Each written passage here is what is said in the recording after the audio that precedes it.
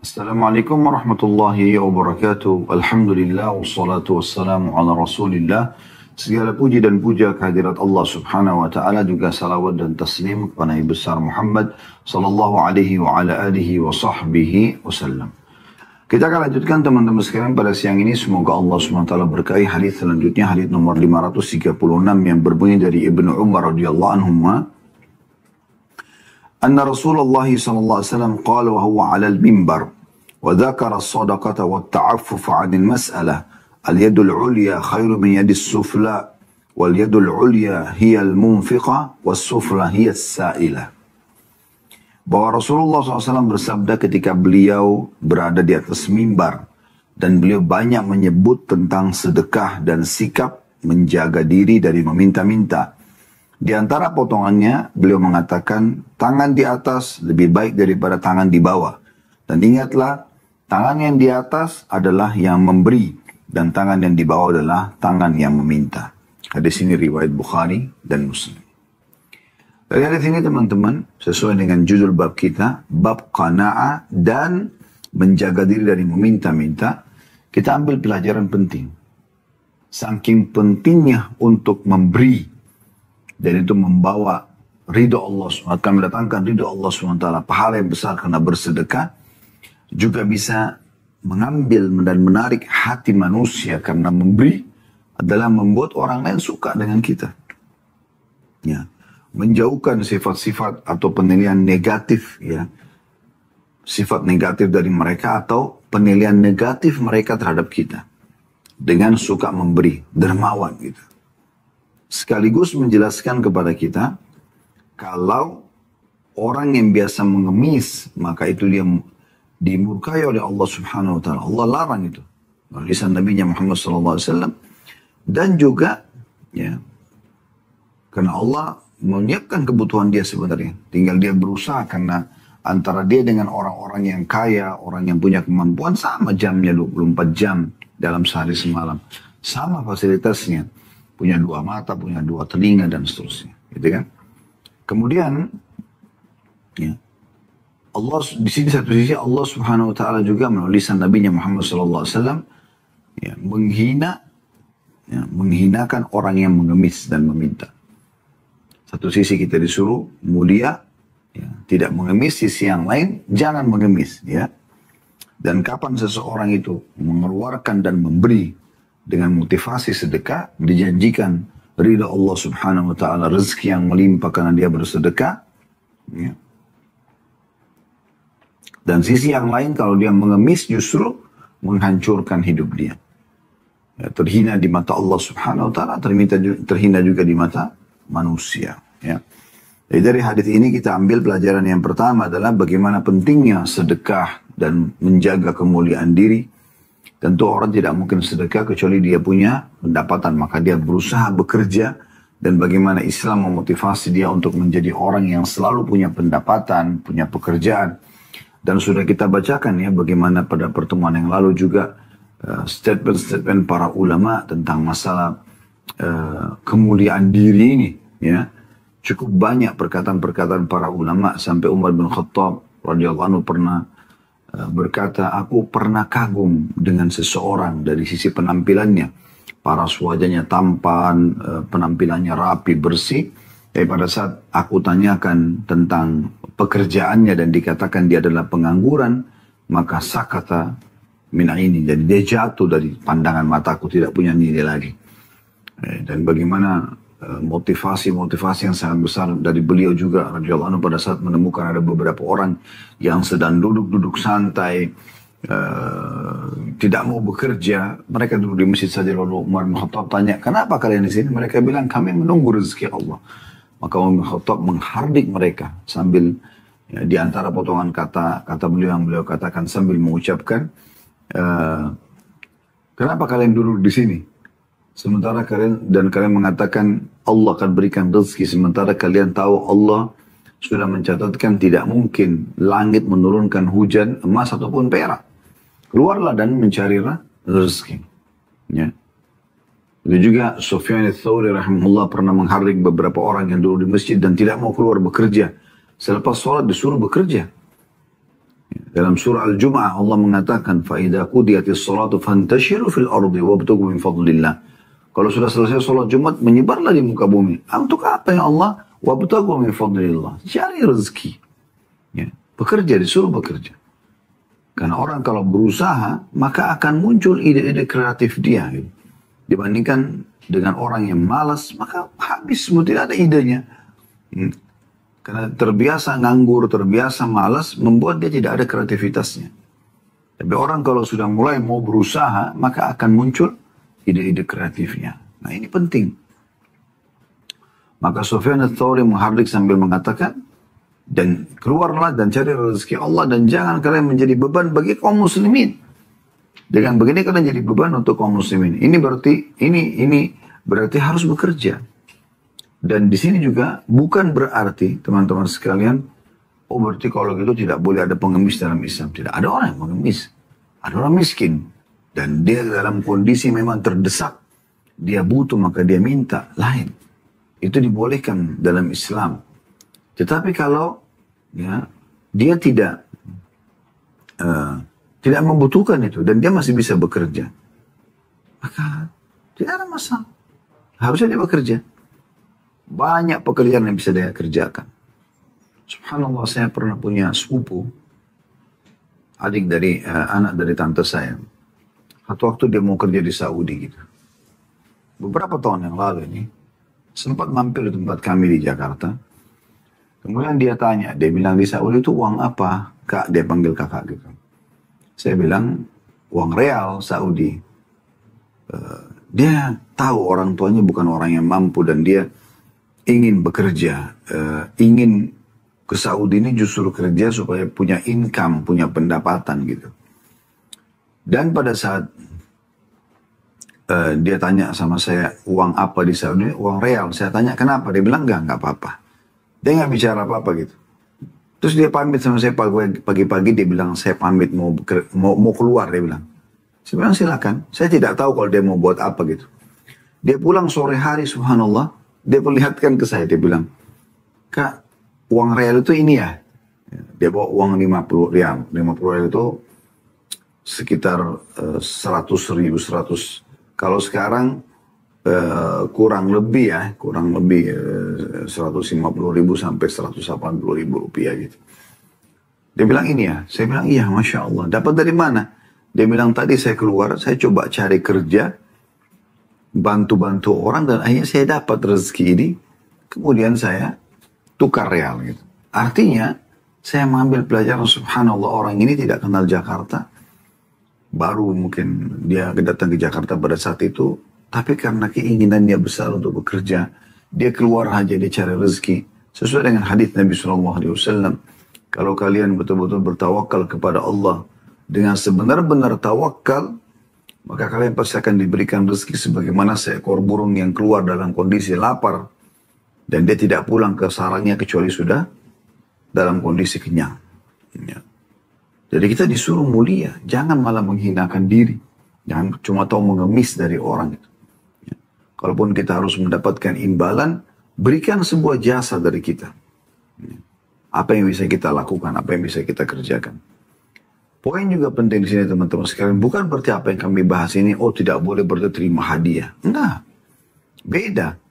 Hadiah yang diberikan oleh anak kepada orang tua pada anak, saudara pada saudaranya, kerabat pada kerabatnya, sahabat pada sahabatnya. Itu boleh saja, walaupun kita dalam kondisi kaya kita diberikan hadiah, boleh. Nabi SAW terima hadiah. Tapi yang maksud di sini adalah mengemis, teman-teman sekalian. Mengemis dia. Dia mengemis ya, dalam kondisi memang dia masih bisa bekerja, tapi dia malas. Atau, tadi saya bilang di awal pertemuan kita, seperti sebuah pola yang dia jadikan pola hidup dia. Ada orang begitu, subhanallah. Dia kaya, tapi dia begitu ketemu orang. Tadi saya kasih contoh masuk ke dalam rumah orang. Lihat sebuah kristal atau perhiasan. Oh bagus ya, ini buat saya aja ya. Langsung main ambil saja. Subhanallah. Ya. Apa yang kita tidak ingin diperlakukan pada diri kita, jangan perlakukan pada orang lain. Ya. Kata Nabi SAW, La yu'minu ahadukum hatta yuhibbu li akhihi ma yuhibbu li nafsihi. Tidak akan dianggap sempurna iman seseorang sampai dia mencintai untuk saudaranya apa yang dia cintai buat dirinya sendiri. Mau nggak Anda? Kalau ada tamu yang datang seperti itu, datang lalu kemudian lihat apa yang bagus di rumah langsung main diminta dan diambil. Kan itu tidak baik ya. Ya. Nah, kalau Anda tidak suka maka orang lain pun tentu tidak suka. Nah ini poin yang harus digarisbawahi. Kita ambil pelajaran pertama di sini adalah anjuran agar orang menjaga kemuliaan dirinya, ya, kemudian dia bersedekah, ya, maka itu jauh lebih baik, dicintai Allah, dicintai juga oleh manusia. Dan sisi yang lain, pelajaran yang lain adalah, atau mutiara yang kedua, ancaman bagi orang yang meminta-minta dan mengemis, ya, sementara dia punya kemampuan untuk mendatangkan income buat diri dia. Dia bukan seseorang yang stroke, orang yang buta matanya dan tidak bisa bekerja misalnya, ya. Atau sakit parah, kronis yang tidak memungkinkan dia untuk membayar rumah sakit misalnya, yang mengharuskan dia minta bantuan. Tidak ada semua itu, maka ini masuk dalam ancaman. Baik, kita masuk hadis selanjutnya, hadis nomor 537, berbunyi dari Abu Hurairah radhiyallahu anhu. Beliau berkata, Rasulullah SAW bersabda, "Man sa'alan nasa takathuran, fa innama yas'alu jamran, falistaqilla aw liyastakthir." Barang siapa yang meminta kepada orang-orang untuk memperbanyak hartanya, dia cuma tahu minta-minta supaya dia jadi kaya. Dia kumpul-kumpulin permintaan, padahal dia sudah cukup, sudah mampu dia. Ya.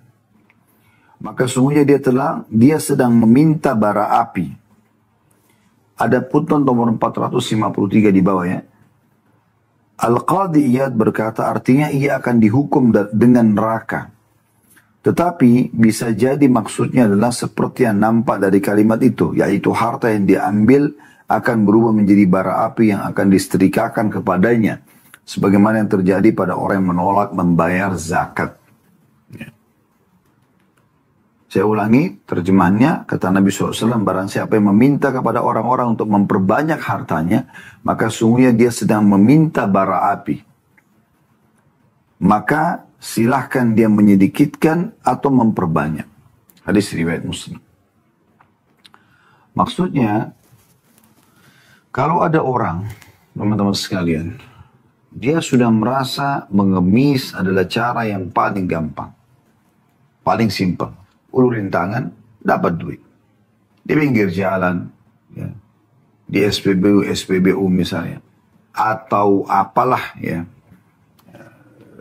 apa tempat-tempat orang, cuma tahu mengemis. Pikiran dia, dari 100 orang yang lewat, anggaplah 30 orang yang kasih dia. Satu orang kasih 10.000, dia udah bisa kumpulin 300.000 misalnya. Udah, dia hidup dari situ. Ya. Jadi dia tidak usah kerja lagi. Ini banyak orang menjadikan itu sebagai profesi. Dan ini tidak boleh. Islam mengharamkan kita menjadikan minta-minta mengemis sebagai profesi. Tidak boleh. Hanya boleh di saat kita boleh buat memintanya. Dalam kondisi kita sudah berapa hari nggak makan, anak-anak dan istri nggak makan, kita sudah coba melamar kerja sana sini nggak diterima. Apa boleh betul-betul lapar sekali? Nggak bisa. Contoh, ya. Atau orang tadi sudah kita jelaskan kena penyakit kronis, dia nggak bisa bayar rumah sakit. Dari mana? Harus minta kepada orang. Contoh, dan sebatas kebutuhan dia saja, dia tetap menjaga kemuliaan dirinya, maka itu dibolehkan. Tapi selain daripada ini tidak boleh. Ya. Ini adalah larangan yang sangat tegas. Dari hadis ini kita ambil pelajaran yang pertama, teman-teman sekalian. Larangan Nabi SAW untuk mengemis karena ingin memperbanyak harta. Bukan karena darurat tadi. Ya. Maksud dalam masalah ini adalah kalau seseorang itu, tadinya memang dia butuh, dia minta-minta. Tapi begitu dia terpenuhi, dia merasa nyaman. Oh ini kayaknya minta-minta enak nih. Gitu ya. Udah, sekarang minta-minta aja terus. Ya, lanjutin aja. Karena ternyata dengan minta-minta saya mudah sekali ngumpulin duit. Nah ini masuk dalam ancaman, tidak boleh. Ya. Pelajaran yang lain, Nabi SAW memberikan gambaran sedikit atau banyak yang diminta. Kalau tujuannya memperbanyak harta, bukan karena terdesak, Dosanya sama. Dosanya sama. Hadis selanjutnya 538 dari Samurah bin Jundub radhiyallahu anhu. Dia berkata, Rasulullah sallallahu alaihi wasallam bersabda, "Innal mas'alata kaddu yakuddu biha ar-rajul wajha." Saya ulangi, innal mas'alata kaddun yakuddu biha ar-rajul wajha. Illa an yas'al ar-rajulu sultanan aw fi amrin la budda minhu. Hadis ini diriwayatkan oleh Tirmidzi dan dinyatakan hasan sahih. Terjemahannya, kata Nabi SAW, sungguhnya permintaan itu adalah goresan luka yang digoreskan oleh seseorang di wajahnya. Kecuali apabila dia meminta kepada penguasa atau dalam perkara yang memang harus dilakukannya. Ada footnote di sini, makna daripada dia meminta kepada penguasa, yaitu meminta darinya apa yang diwajibkan oleh Allah seperti zakat, ya, yang memang dia harus terima. Atau misalnya hak dia yang dia bisa minta, yang memang dasarnya boleh dia minta atau dijanjikan, maka itu dibolehkan. Baik, hadis ini teman-teman sekalian masih sama membahas tentang masalah qanaah, merasa cukup ya terhadap apa yang Allah Subhanahu wa taala berikan. Yaitu kalau dia sudah tercukupi, dia nggak perlu menjadikan mengemis sebagai profesinya. Dan perlu Anda garis bawahi, tidak masuk dalam masalah ini. Sekali lagi tidak masuk dalam masalah ini.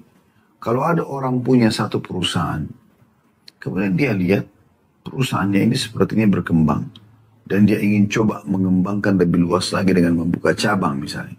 Ini bukan berarti orang itu tidak qanaah. Enggak. Karena dia ingin mengembangkan usahanya. Dan dia sudah niat dengan lebih berkembang usahanya, lebih banyak cabang-cabang perusahaannya, maka lebih banyak orang yang dia bisa pekerjakan, lebih besar zakat yang dia bisa keluarkan dan sedekah, maka ini boleh. Di sini yang dimaksud teman-teman sekalian adalah orang yang sebenarnya contoh begini, dia udah dapat makanan nih, satu piring untuk makan siang misalnya, di siang hari ini seperti hari ini misalnya Anda makan, cukup nih semua. Tapi tetap saja tidak merasa cukup dengan mau lagi minta sama orang. Atau temannya lagi makan di sebelah, tetap diminta makanannya temannya. Coba yang ini, makan yang sana, makan yang ini. Ini orang tidak qanaah. Ini contohnya gitu. Ya. Jadi harus dibandingkan, dibedakan ya.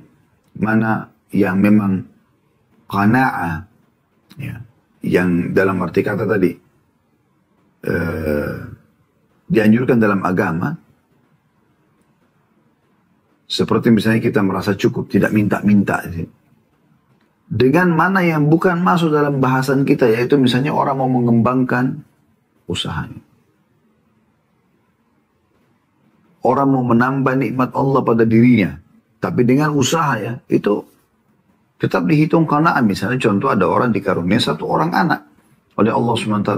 Lalu dia sepakat dengan istri atau dengan suaminya, bagaimana kalau kita tambah anak lagi. Tetap aja dia qanaah namanya. Karena dia tetap merasa cukup dengan pasangan yang ada. Dan dia berharap nikmat Allah ditambahkan. Ini tetap tak qanaah. Ya. Tapi yang dimaksudnya tadi, ada orang tadi saya kasih contoh makanan, dia sudah cukup sebenarnya. Tapi tetap aja dia mau makan makanannya teman-temannya di sebelahnya. Sehingga akhirnya tidak cukup. Ya. Tidak cukup. Gitu. Dari hadis ini, teman-teman sekalian, kita ambil pelajaran. Yang pertama adalah ancaman yang sangat tegas. Dan terhinanya orang yang mengemis.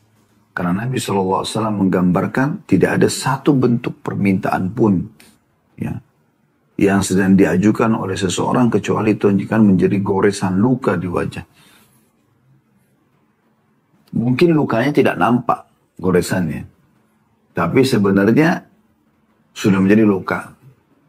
Karena setiap kali dia ketemu dengan orang yang dia mengemis atau minta darinya, maka dia sudah terhina secara otomatis.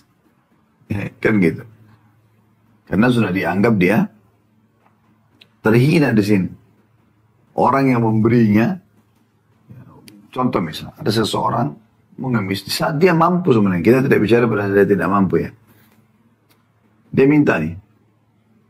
Minta ini, minta itu misalnya. Terhina dia.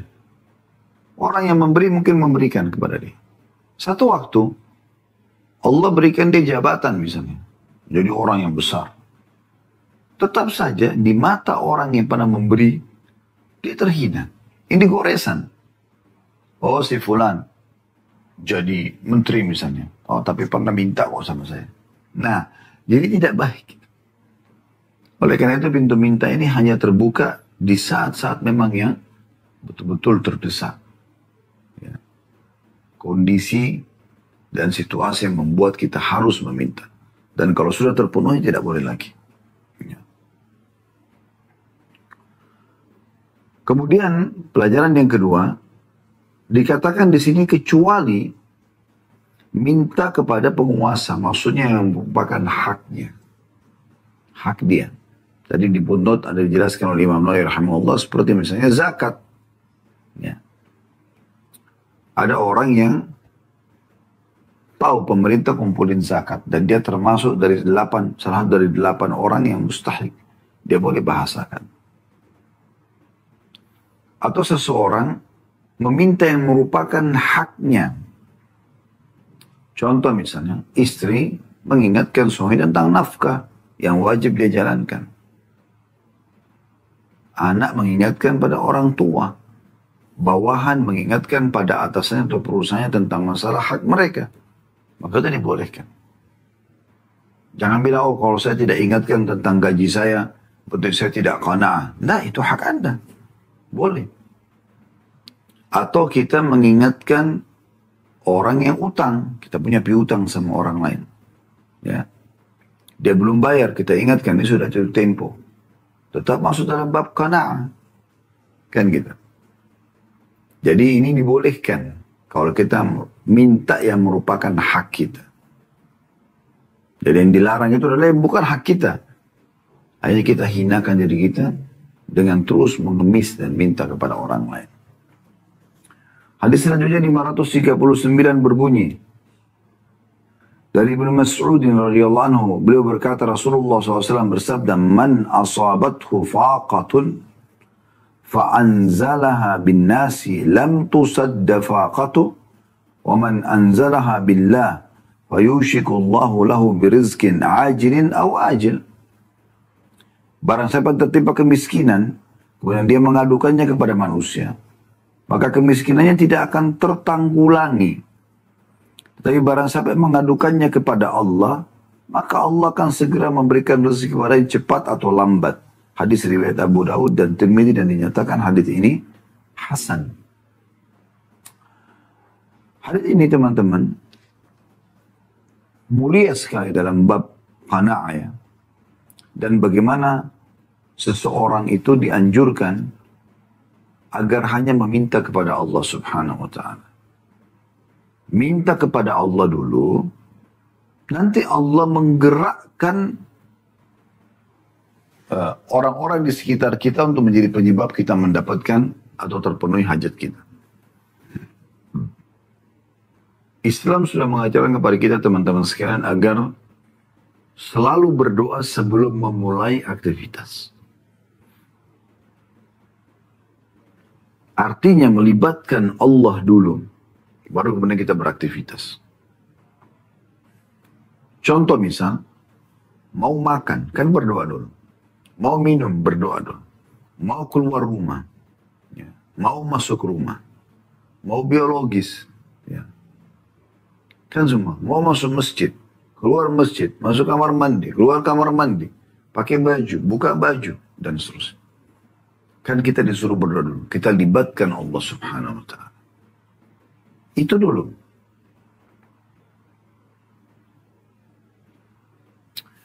Jadi dari hadis ini kita lihat bagaimana Nabi SAW mengajarkan.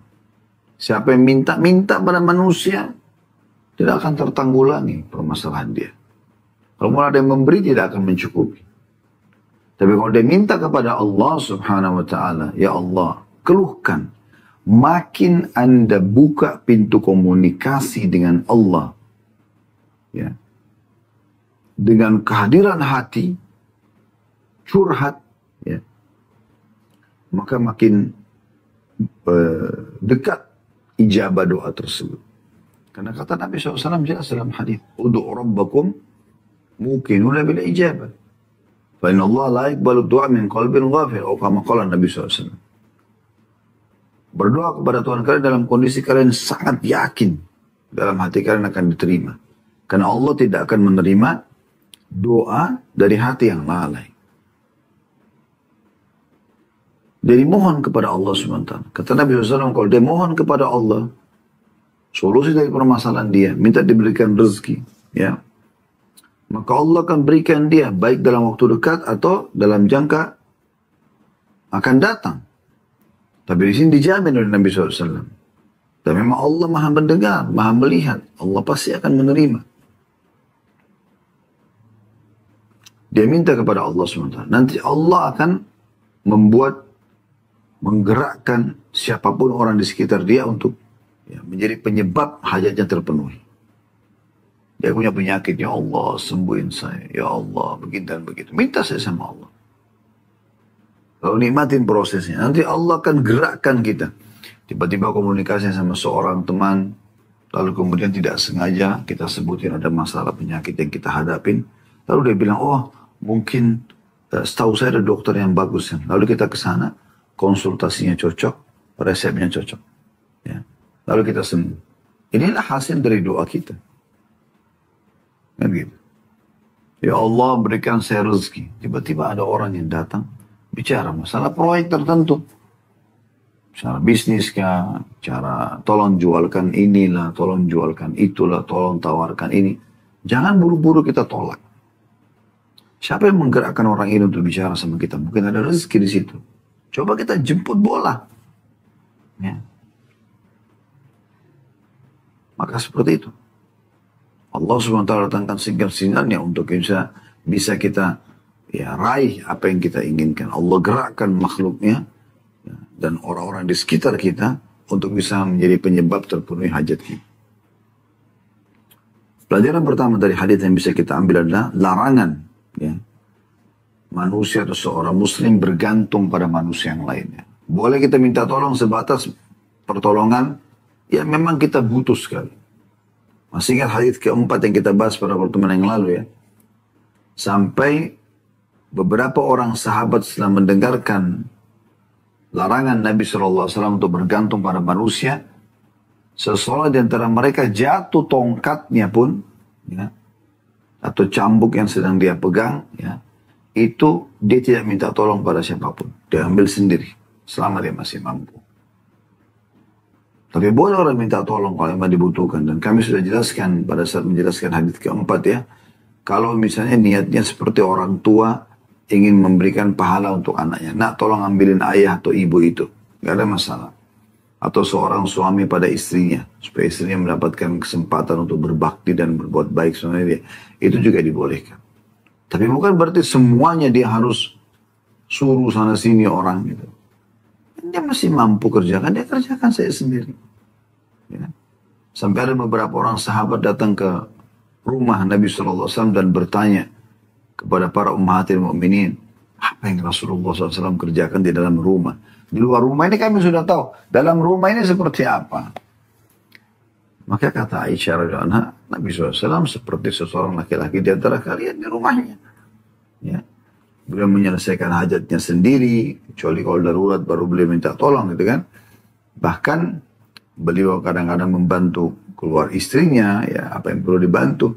Dan bahkan beliau pernah membetulkan sendalnya sendiri sallallahu alaihi wasallam. Jadi begitu sifat orang mukmin. Ini yang pertama. Yang kedua, anjuran agar mengembalikan kepada Allah Subhanahu wa taala semua perkara kita kecil ataupun besar dengan penuh keyakinan Allah akan ijabah. Cepat atau lambat. Karena dalam hal ini dikatakan ajilan au ajil. Dalam waktu dekat Allah kasih atau masih butuh waktu. Tapi Allah akan berikan. Karena Allah itu Barrur Rahim. Allah itu selalu memenuhi apa yang kita minta. Ya, apa yang kita inginkan. Selama bukan maksiat kepadanya. Baik teman-teman sekalian. Kita melanjutkan ke hadis nomor 540. Dan insya Allah pada kesempatan ini kita akan coba menyelesaikan bab qana'ah ini. Hadis nomor 540 ini berbunyi dari Thauban radhiyallahu anhu. Thauban ini adalah pembantu Nabi sallallahu alaihi wasallam, ya. Beliau berkata, qala Rasulullah sallallahu alaihi wasallam, man takaffala li alla yas'ala an-nasa syai'a wa atakaffalu lahu bil jannah. Faqultu ana fakana la yas'alu ahadan syai'a. Rasulullah SAW bersabda atau bertanya, siapakah yang mau memberikan jaminan kepadaku bahwasanya dia tidak akan meminta atau mengemis sesuatu pun kepada sesama manusia, sehingga dengan itu aku akan menjamin surga untuknya. Maka kata Thauban radhiyallahu anhu, pembantu Nabi SAW, saya ya Rasulullah. Maka sejak itu pun Thauban tidak pernah meminta sesuatu pun kepada orang lain. Hadis ini diriwayatkan Abu Daud dengan sanad yang sahih. Hadis ini kembali lagi memberikan pelajaran penting kepada kita tentang bagaimana Nabi SAW selalu memotivasi umatnya agar bekerja, produktif, kreatif. Ayo bergerak. Taharrak, dalam pepatah bahasa dikatakan taharrak fa inna fi harakati barakah. Bergerak, beraktivitas, kreatif. Karena pada hal semua itu ada keberkahan. Ada keberkahan. Dan kita dilarang vakum, nganggur, ya, putus asa. Ini semua kita disuruh jauhi.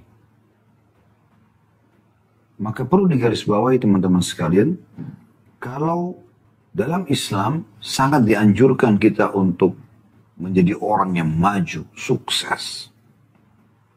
Saya sarankan teman-teman, ini saran saja tentunya, Anda kembali ke playlist YouTube kami, ada judul ceramah Katakan Iya untuk Sukses. Di situ banyak sekali yang kita angkat motivasi-motivasi agar kita kembali ya, bergerak, bersemangat, produktif, kreatif. Ya. Karena memang Islam mengajarkan itu. Dan tidak ada kata-kata terlambat. Kalau detik ini Anda belum paham sesuatu itu, jangan malu untuk mengatakan saya tidak tahu dan ajarkan kepada saya. Anda belajar sekarang. Itu bisa Anda lakukan.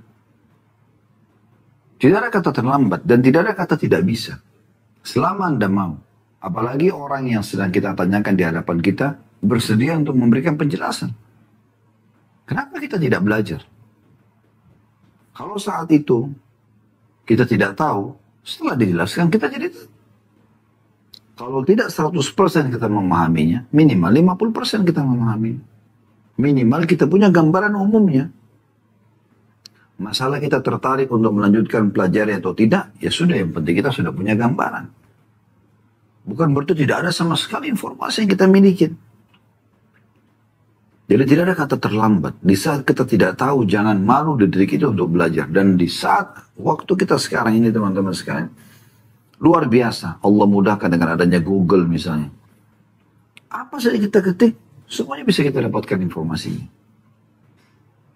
Kita bisa tahu. Ya, kita bisa belajar. Di YouTube kita tinggal mau dengar cuplikannya. Cukup banyak, tinggal kita ketik apapun kosakata yang kita inginkan. Allah SWT memudahkan. Tentu kita berharap di sini semuanya yang baik-baik, yang tidak melanggar agama ya. Karena di sana kan juga ada hal-hal negatif. Kalau Anda mau cari hal-hal yang bermaksiat bisa juga. Tapi Anda yang kita sarankan sini adalah lari menuju kepada hal-hal yang positif.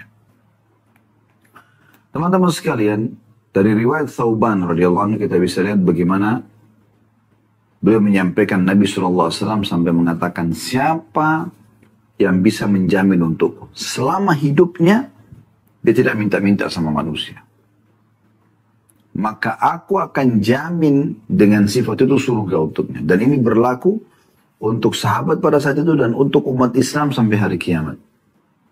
Bukan hanya untuk Thauban radhiyallahu anhu, tapi untuk kita semua juga bisa. Maka langsung Thauban mengatakan, saya Rasulullah. Dan semenjak itu beliau tidak pernah lagi meminta-minta pada orang. Dan ini jelas sekali pelajaran yang bisa kita ambil bagaimana Islam memotivasi kita tadi untuk menjadi orang yang produktif, kreatif, ya, memberi, berbagi, bukan orang yang justru mengemis.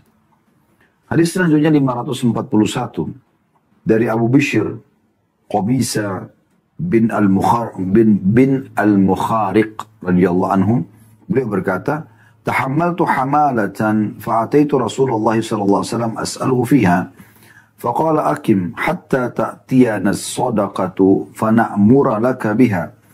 Thumma qala, "Ya Qabisa, innal mas'alata la tahillu illa li ahadi thalatha.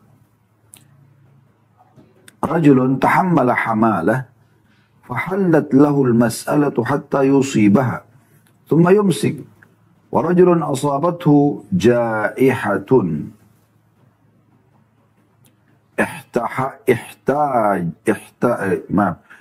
ورجل أصابته جائحة اجتاحت ماله فحلت له المسألة حتى يصيب قياما من عيش أو قال سدادا من عيش ورجل أصابته فاقة حتى يقول ثلاثة من ذوي الحجى من قومه لقد أصابت فلانا فاقة فحلت له المسألة حتى يصيب قياما من عيش أو قال سدادا من عيش فما سواهن من المسألة يا قبيسة سحت ya'kuluha sahibuha suhtan.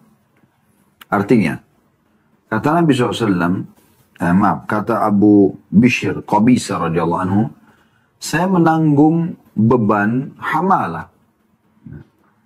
Lalu saya mendatangi Rasulullah SAW untuk meminta bantuannya. Maka beliau bersabda, tunggulah hingga datang kepada kami harta zakat. Kami akan memerintahkan pembagian zakat untukmu.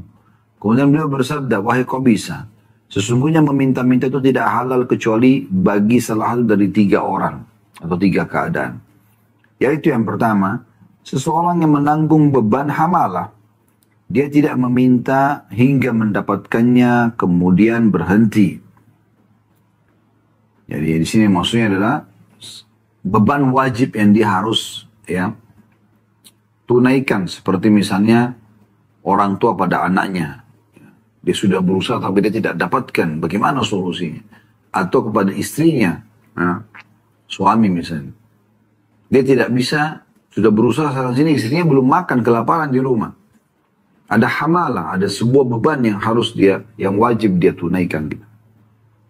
Maka kata Nabi SAW, tidak boleh orang meminta kecuali 3 keadaan. Yang pertama, orang yang punya hamalah ini. Ada beban yang wajib dia tanggulangi. Dia boleh meminta hingga mendapatkannya, kemudian berhenti. Jadi ini yang pertama. Dia boleh minta untuk kebutuhan dia pada saat itu. Tapi kapan dia sudah punya kemampuan, berhenti total. Yang kedua, seseorang yang tertimpa jaihah, yang menghabiskan hartanya, gitu. Maka dia boleh meminta. Nanti akan dijelaskan ya. Makna jaihah, kalau Anda pegang bukunya ada di bawah, jaihah adalah musibah yang menimpa harta seseorang.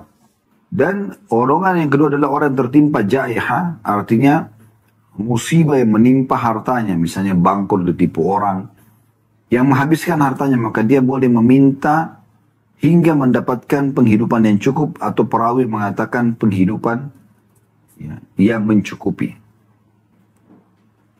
Yang ketiga, seseorang yang tertimpa kemiskinan hingga ada 3 orang yang bijak dari kaumnya mengatakan, sungguh fulan telah tertimpa kemiskinan.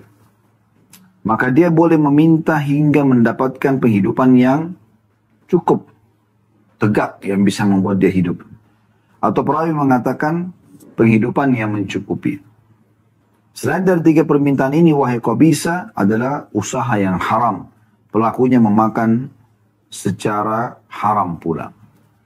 Hadis ini diriwayatkan oleh Imam Muslim. Ada penjelasan di bawah, al-hamalatu, karena tadi kan Abu Bishr Qabisa mengatakan, saya punya hamalah. Lalu saya datang kepada Nabi SAW untuk menyampaikan hajat saya ini. Juga Nabi SAW mengatakan, tidak boleh minta-minta kecuali 3 golongan. Yang pertama adalah orang yang punya hamalah. Dikatakan hamalah dengan ha di fathah adalah ongkos perdamaian yang ditanggung oleh seseorang mediator yang berusaha mendamaikan antara dua kubu yang berperang. Jadi ini bisa bermakna hamalah, artinya ada biaya-biaya yang dibutuhkan ya, untuk menyatukan dua kubu yang sedang berseteru. Sehingga dia membutuhkan biaya itu gitu. Ini juga bisa diistilahkan dengan hamalah. Kemudian juga jaiha adalah musibah menimpa harta. Kemudian ada juga penjelasan masalah al-qawam. Ya. Karena Nabi SAW mengatakan hatta yusiba qiwaman. Ya. Al-qawam dengan kaf di kasrah. Atau qiwam. Ya. Atau bisa juga fathah. Qawam. Sesuatu yang menegakkan hidup seseorang sehingga harta yang seperti harta dan yang semisalnya. Ini juga masuk dalam makna hadis. Ya.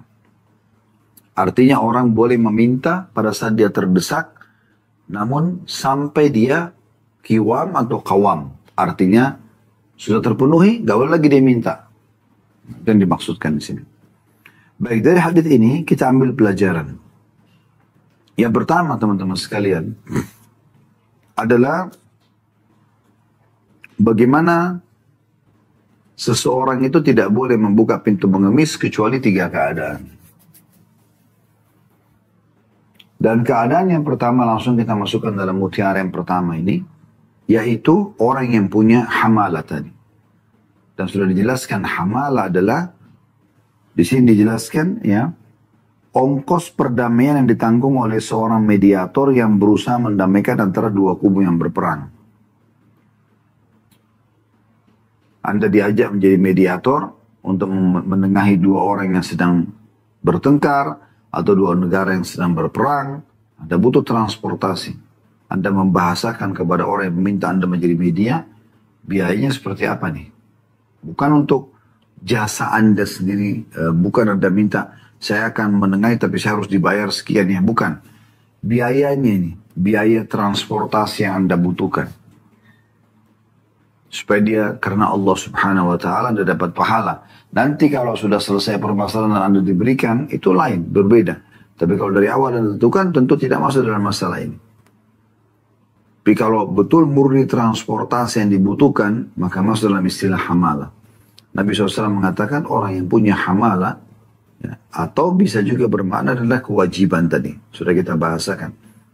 Yang dia harus penuhi, nggak bisa tidak. Istri anaknya belum makan pada hari itu, dia harus berikan. Ya. Dia sudah berusaha sana sini, tidak bisa, kelaparan. Dia apa boleh buat, dia ke tetangga sebelah minta. Istri anak saya seharian belum makan, bisa nggak saya minta makanan secukupnya buat kami makan saja. Kewajiban dia. Maka ini golongan pertama yang dibolehkan untuk dia meminta. Tapi ingat, ada istilah kiwam atau kawam tadi. Sampai dia sudah terpenuhi, tidak boleh lagi dia minta. Jangan dia jadikan sebagai profesi sebagaimana sudah kita singgung tadi di awal. Mutiara yang kedua, yaitu golongan kedua yang boleh meminta. Jaiha. Orang yang menanggung beban hartanya sendiri. Maksudnya adalah hartanya tertipu, tadi sudah kita berikan gambaran. Dia terlilit utang, bangkrut usahanya. Dirampok misalnya. Ada seseorang bawa dagangannya nih, dari Bandung ke Jakarta. Pas lagi dia bawa itu semua harta yang dia miliki. Cuma modal dia 2-3 juta, dia bawa. Diambillah oleh perampok, preman-preman diambil. Dia tidak punya apa-apa lagi. Dia jaiha di sini. Artinya, dia terpaksa, dia mau pulang ke Bandung, gak ada duitnya. Minta sama orang supaya dibayar transportasi, supaya dia bisa pulang ke rumahnya misalnya. Nah itu jaiha. Contoh. Ini golongan kedua.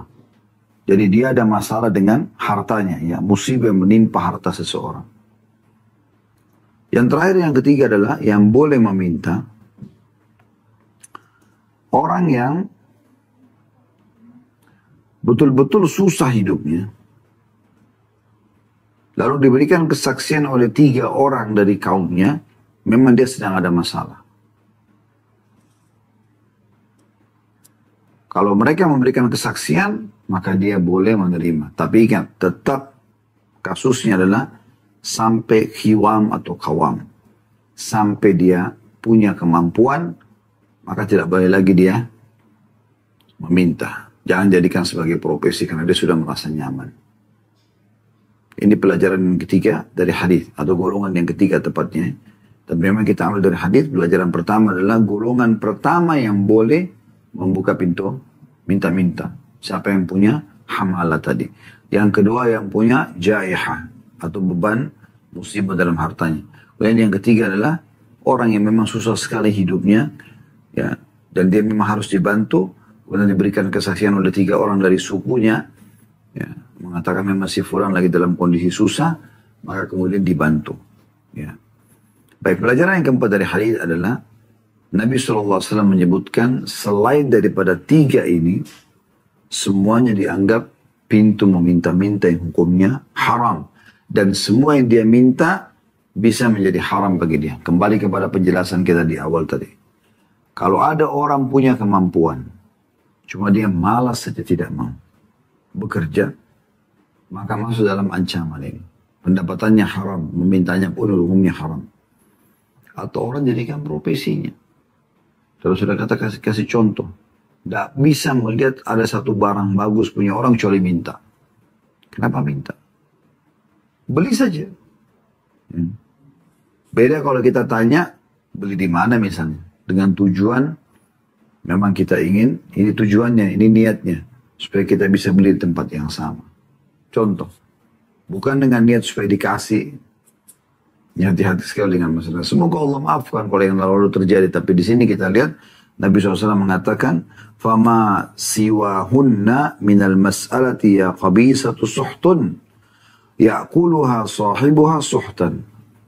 Maka hai qabisa, bisa nama sahabat yang meriwayatkan hadis, ketahuilah, selain daripada 3 tadi itu, ya, orang yang punya hamala, jaiha, dan orang yang diberikan kesaksian memang oleh 3 orang sukunya susah, ya, maka itu adalah perbuatan haram.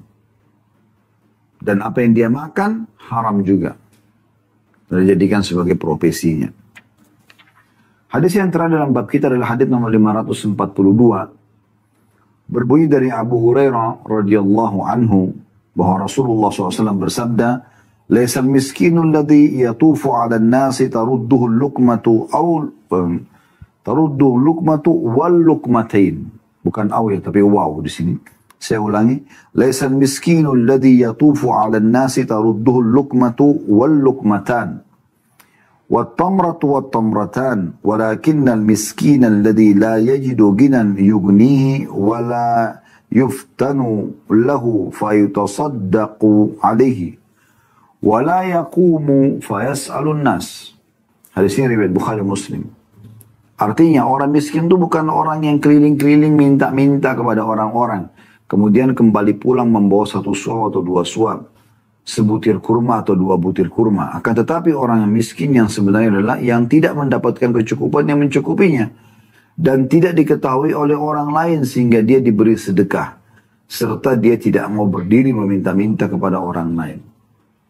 Jadi Nabi SAW di sini dalam hadis memberikan definisi miskin.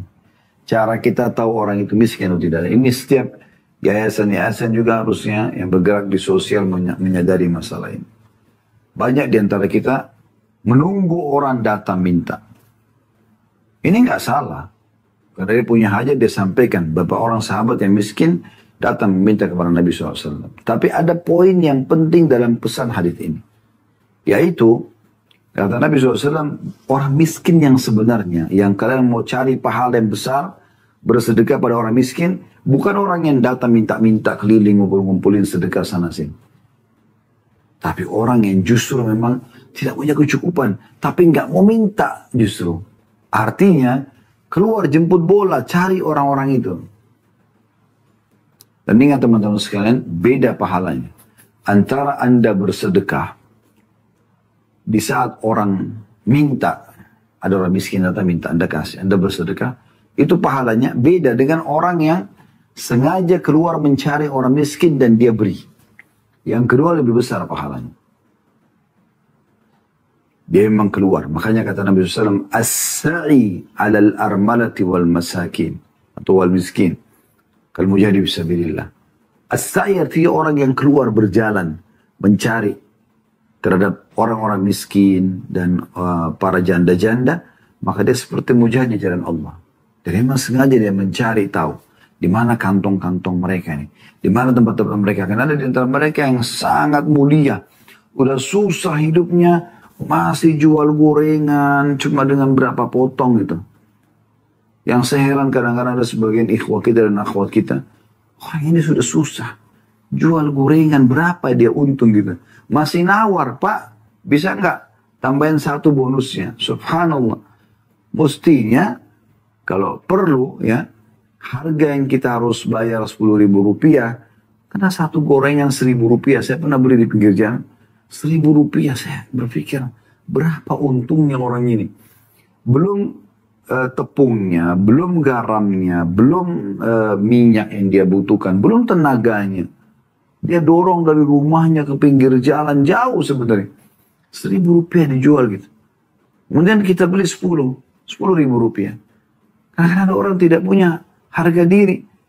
Pak, bonus satu lagi. Wah, ini susah. Anda mampu. Kenapa harus begitu? Harusnya bayar 100.000, nggak usah kembaliin Pak. Beri kepada dia. Anda cuma butuh 10, ambil 10. Tapi 90.000-nya Anda sedekahkan buat dia. Itu yang harus kita lakukan. Karena orang-orang ini sebenarnya orang-orang miskin. Mereka tidak mampu. Mereka cuma tidak mau minta-minta. Mereka mau bekerja. Mulia. Saya kadang-kadang temukan, mungkin teman-teman juga pernah temukan. Ada orang sudah sangat tua. Bahkan kadang-kadang buta. Jual kerupuk, jual gorengan, ada yang jual mungkin hasil tangannya ya, yang dia buat sendiri, sudah sangat tua. Kenapa Anda tidak beli dari mereka? Dan jangan tawar, lebihkan saudaraku. Nanti ada bab sendiri, kita akan pelajari insya Allah ke depannya, itu bab tentang kemuliaan menjadi orang yang dermawan. Itu nanti ada di bab nomor 60 ya. Kita sekarang masih ada di bab nomor 57. Ada nanti kemuliaan orang dermawan. Dan itu memang jiwanya dan sifatnya orang-orang beriman. Ini harus kita fahami. Baik, kita akan tutup teman-teman sekalian dengan pelajaran daripada hadis. Ya. Yang pertama adalah definisi miskin di mata Nabi SAW. Yaitu orang yang tidak punya kecukupan, tapi mereka mau bekerja. Mereka tidak mengemis pada orang. Ini orang-orang yang miskin yang sebenarnya. Tukang-tukang sapu jalanan, pengumpul sampah. Kelihatan miskinnya gitu. Dari pakaiannya, penampilannya, kelihatan. Kadang-kadang ada orang subhanallah masih negosiasi sama syaitan. Mengatakan, kayaknya dia pura-pura. Subhanallah, tugas kita bantu. Bukan tugas kita menilai orang. Beri saja Anda mulia. Ya. Itu yang dikabarkan Nabi SAW. Orang miskin bukan yang keliling-keliling mencari sesuap dan 2 suap makanan. Sebutir dan 2 butir kurma. Tapi orang yang justru tidak cukup. Tapi mereka tidak meminta sama orang. Cari orang-orang itu. Pelajaran yang kedua dari hadis adalah afdaliyah dan lebih afdal orang kalau bersedekah dengan keluar mencari. Bukan justru menunggu orang meminta. Walaupun orang yang datang minta kita berikan gitu kan. Tapi kita keluar mencari orang yang butuh. Ya, apalagi Anda bisa ketahui misalnya, ternyata orang ini tinggal di sini, alamatnya di sini, ya, ada kondisinya seperti itu. Lalu Anda rutinkan bantuan Anda setiap bulan kepada dia. Anda punya kantong-kantong rumah-rumah satu keluarga yang siap mendoakan Anda di sepertiga malam. Ya, yang selalu Anda panen pahala pada saat mereka berdiri sholat karena Anda yang memberikan dia makanan, minuman, pakaian, sejadah, rumahnya Anda perbaikin. Itu yang kita kejar. Ya. Anda bisa memperbaiki anak jalanan aja. Kami punya program, insya Allah mudah-mudahan Allah mudahkan ya. Saya bilang sama teman-teman yayasan, mulai sekarang menyebar, kemudian coba ke lampu-lampu merah. Kita mulai dari wilayah-wilayah terdekat aja dengan kantor. Tanya anak-anak pinggir jalan yang biasa ngamen, nyanyi-nyanyi. Siapa dia, tinggal di mana, cari tahu tentang orang tuanya. Kalau kita sudah tahu rumahnya, lihat kondisi. Kalau rumahnya butuh bantuan, coba yayasan akan terjun di sana. Kita akan coba angkat di medsos kita. Nih, ada orang yang seperti ini. Silakan kalau mau partisipasi bersama kami. Kita perbaikin rumahnya, kita perbaikin ekonominya, kita mudahkan untuk berobatnya kalau dia sakit. Anaknya kita masukkan ke pesantren, sekolah, kan jadi bagus.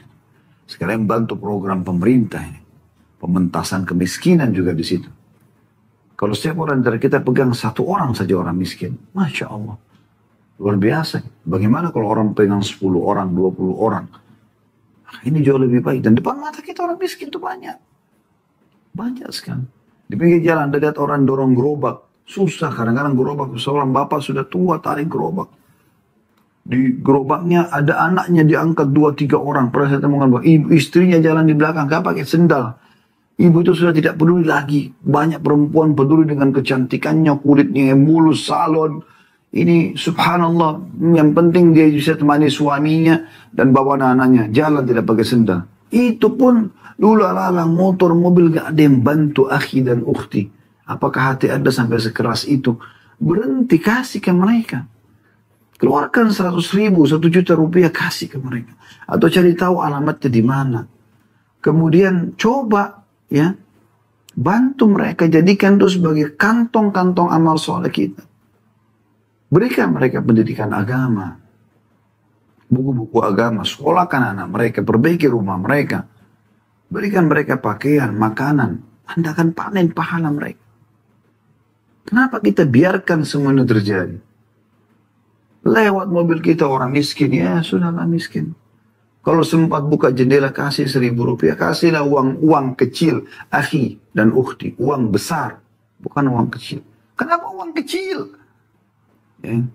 2.000 rupiah, 5.000 rupiah, lalu minta sama Allah kesehatan, keturunan, panjang umur, selamat masuk surga, selamat dari neraka. 2.000 rupiah. Bagaimana bisa? Berikan yang terbaik.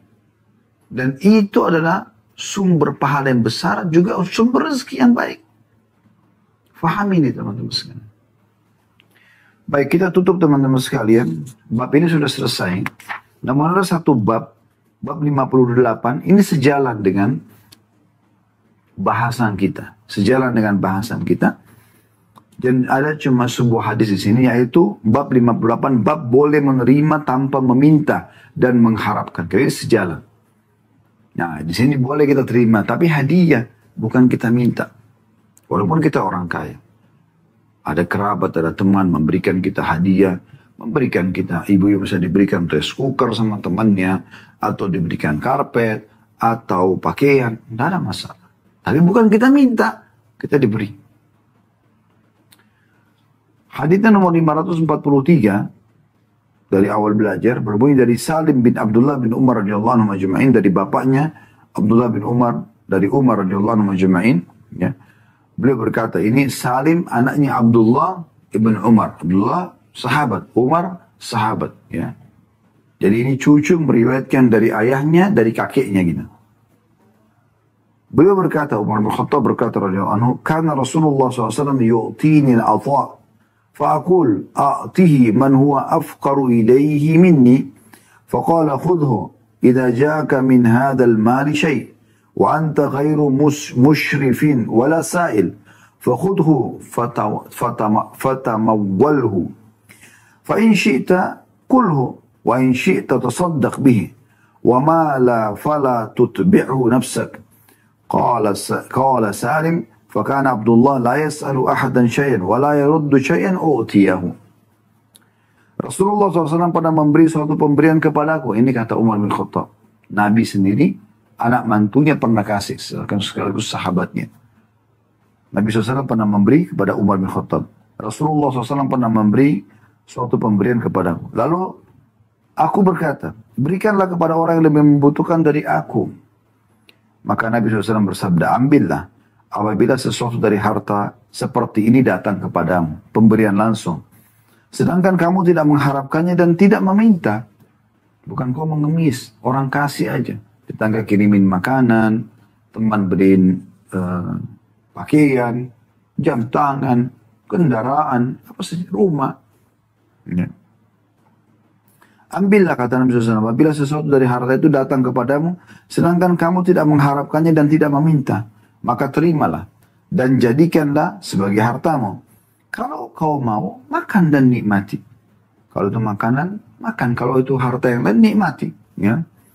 Tapi kalau kau mau, sedekahkan, silakan sedekahkan. Yang penting terima aja dulu. Dan apa yang tidak datang, maka jangan kamu melelahkan darinya. Maksudnya jangan sampai, ya, kalau ada yang tidak datang lalu kamu kecewa, lalu minta sama orang, enggak. Kalau kau tidak minta-minta, terima saja. Maka Salim, cucunya Umar bin Khattab, seorang tabi'in masyhur rahimahullah berkata, maka Abdullah ayahku tidak pernah meminta apapun dari siapapun dan tidak pernah juga menolak sesuatu pun yang diberikan kepadanya. Hadis ini diriwayatkan oleh Bukhari dan Muslim. Nah, hadis ini teman-teman sekalian mulia sekali. Ini betul-betul pantas untuk kita jadikan sebagai closing dari bahasan kita, penutupan, gitu kan? Bagaimana hadis ini menjelaskan kepada kita contoh dari Nabi SAW secara langsung kepada sahabatnya Umar bin Khattab dan sekaligus mertuanya. Beliau pernah memberikan kepada Umar bin Khattab sesuatu, walaupun dalam hadis ini tidak disebutkan apa yang sedang diberikan. Maka Umar dia tidak punya hajat. Dia mengatakan, ya Rasulullah, kasih orang yang lebih butuh daripada aku. Kata Nabi SAW, kalau datang kepadamu pemberian seperti ini, tanpa kau mengharapkannya, tanpa juga kau memintanya, maka terima saja. Boleh, ya, jadikan sebagai bagian daripada hartamu, kalau itu bagian daripada harta. Kalau makanan, makanlah. Kalau kau mau sedekahkan, sedekahkan. Tapi yang tidak datang, tidak usah kau lelah-lelah untuk mencarinya atau mengemisnya. Nah, tolong Salim, perawi hadis ini, cucu Umar bin Khattab mengatakan, ayahku Abdullah, setelah mendengar itu dari ayahnya Umar, maka tidak pernah mengemis pada orang lain. Tapi juga tidak pernah menolak kalau ada yang memberi tanpa minta. Nah, ini poin pentingnya. Dari hadis ini kita ambil pelajaran pertama, ya, bagaimana pentingnya ilmu itu diturun-temurunkan. Umar bin Khattab menyampaikan memperdengarkan kepadanya Abdullah menyampaikan kepada anaknya lagi Salim. Maka ini penting untuk saling mewarisi ilmu agama. Pelajaran yang kedua, bagaimana Nabi SAW memberikan pelajaran penting kepada Umar bin Khattab dan sekaligus pelajaran untuk kita semua. Yaitu beliau memberikan kepada Umar, ya, sementara Umar merasa punya kemampuan. Dan Umar menolak, Umar berharap diberikan kepada orang lebih miskin. Tapi Nabi SAW mengatakan, kalau datang kepadamu ambil saja. Berarti di sini boleh, ya, seseorang muslim memberikan kepada orang. Kita sedekah kepada orang, mampu atau tidak mampu orang itu boleh kita berikan, ya. Dari hal yang kecil sampai hal yang besar. Juga orang yang diberikan hadiah boleh menerima. Dan yang ketiga, larangan untuk mengemis. Tidak boleh mengemis, kecuali tadi sudah kita sebutkan di hadis sebelumnya, 3 keadaan. Orang yang punya hamalah tadi, ya, dia sebagai mediator untuk memperbaiki hubungan dua yang sedang ribut, 2 orang ke 2 negara yang sedang berperang, atau orang yang, ya, punya jaihah, punya musibah dalam hartanya, bangkrut, ditipu orang, dan dia sekarang tidak bisa lagi membayar utangnya, tidak bisa lagi hidup kecuali harus minta tolong, sampai dia punya kiwam atau kawam, kemampuan. Dan yang ketiga adalah orang yang tidak mampu lagi untuk menghidupi hidupnya sendiri, tidak bisa. Udah nggak mampu, susah sekali. Bila diberikan kesaksian udah 3 orang dari sukunya, kalau dia susah, maka dia boleh dibantu, dikeroyokin lah, tanda kutip sini ya, diberikan bantuan rame-rame, ya, kemudian, ya, dia nikmati itu sampai dia juga diberikan kawam atau kiwam, itu kemampuan ya. Setelah itu dia tidak akan minta-minta lagi. Dan insya Allah dengan ini kita tutup pertemuan kita dan kita akan buka pertanyaan. Kita akan masuk pertemuan akan datang di bab 59, masalah anjuran makan dari hasil usaha sendiri, menjaga diri dari meminta-minta dan juga memperlihatkan diri agar diberi. Jadi tidak boleh minta-minta dan agar diberi. Tapi di sini kita akan lebih fokus ke potongan awal hadis atau bab ini, bab anjuran makan dari hasil usaha sendiri. Maksudnya, ayo bergerak, bekerja, kreatif ya. Ini akan kita bahas pada pertemuan akan datang.